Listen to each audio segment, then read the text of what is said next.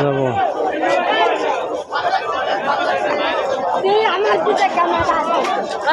আসেন, আমি কালকে যাবানি, যার কথা বলছে এখনো তো নাই। আমি এখন ডিট কাউন্টারের দিকে আসি।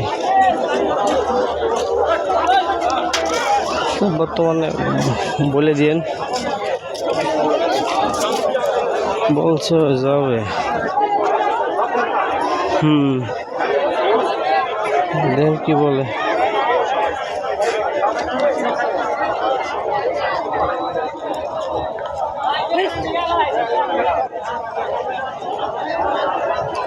আচ্ছা,